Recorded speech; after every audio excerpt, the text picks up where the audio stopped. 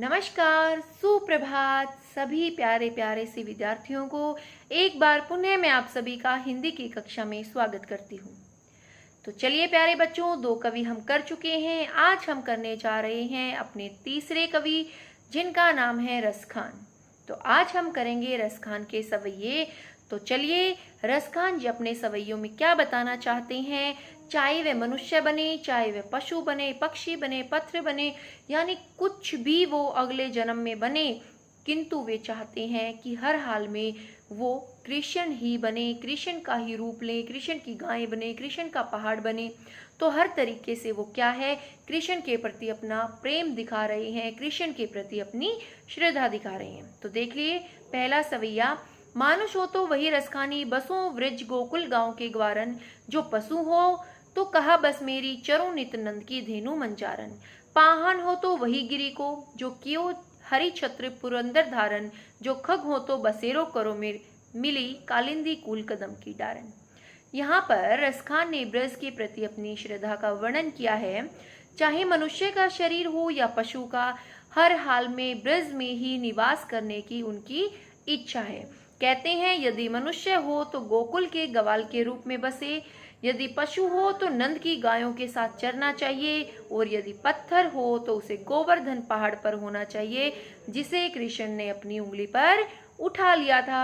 और लास्ट में कहते हैं कि यदि पक्षी हो तो उन्हें यमुना नदी के किनारे कदम्ब की डाल पर बसेरा करना पसंद है। यानी हर तरीके से जो है वो कृष्ण के ही इर्द गिर्द अपना बसेरा चाहते हैं।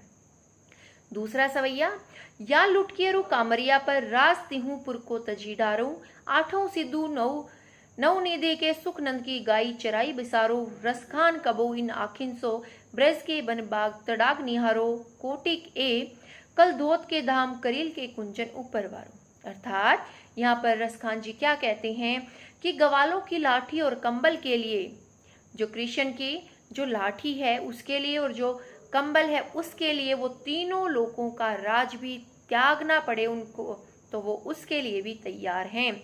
यदि नंद की गायें चराने का मौका मिल जाए तो वो आठों सिद्धि और 9 निधि के सुख को भुला देंगे, इन सबको त्याग देंगे। अपनी आंखों से ब्रज के वन, उपवन और तालाब को जीवन भर निहारते रहना चाहते हैं। यहाँ तक कि जो ब्रज की कांटेदार झाड़ियां हैं उनके लिए भी वो उनके ऊपर 100 महलों का त्याग करने के लिए, 100 महलों को उसके ऊपर न्योछावर करने के लिए तैयार है। आगे देखिए तीसरा, मोर पखा सिर ऊपर राखियों, गुंज की माल गरई पहिरोगी, ओड़ी पितंबर ले लकुटी, बन गोदन गवारी संग फिरोगी। भाव तो वो ही मेरो रसखानी, सो तरई कही सब स्वाग करोगी, या मुरली मुरली धर की राधन, धरी अधरा ने धरूंगी। अर्थात यहाँ पर गोपियों की कृष्ण का प्रेम पाने की इच्छा और कोशिश का वर्णन किया गया है। कृष्ण गोपियों को इतने रास आते हैं कि उनके लिए वे सारे सुहाग करने को तैयार हैं।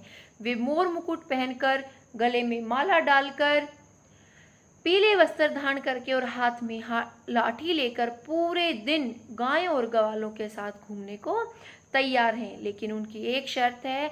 वो शर्त क्या है कि वह जो है मुरलीधर के होठों से लगी बांसुरी, जो कृष्ण ने अपने होठों से बांसुरी लगा रखी है, वो अपने होठों पर नहीं लगाएंगी। वो बाकी सब धारण करने के लिए तैयार हैं, किंतु अपने होठों पर बांसुरी लगाने के लिए वो तैयार नहीं है।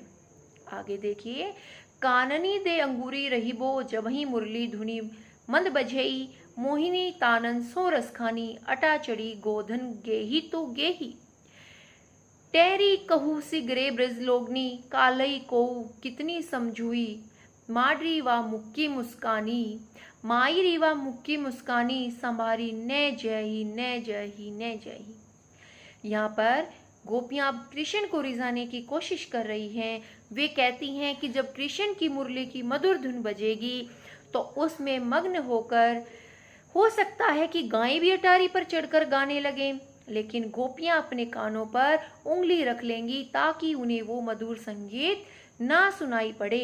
लेकिन गोपियों को ये डर भी है और ब्रजवासी भी कह रहे हैं कि जब कृष्ण की मुरली बजेगी तो मुरली बजेगी तो उसकी टेर सुनकर गोपियों के मुख की मुस्कान संभाली नहीं जाएगी। उस मुस्कान से पता चल जाएगा कि वे कृष्ण प्रेम में कितनी डूबी हुई हैं। तो ये थे रसखान के सवैये। उम्मीद करती हूँ कि सबको समझ में आ गए होंगे, लेकिन फिर भी एक बार अपनी पुस्तक निकालकर पुनः व्याख्या करिए ताकि और भी अच्छी प्रकार से समझ में आ जाए। अब अगली वीडियो में मिलेंगे हम अगले कवि के साथ। तब तक इसी तरह से खूब मन लगाकर पढ़ते रहिए। धन्यवाद।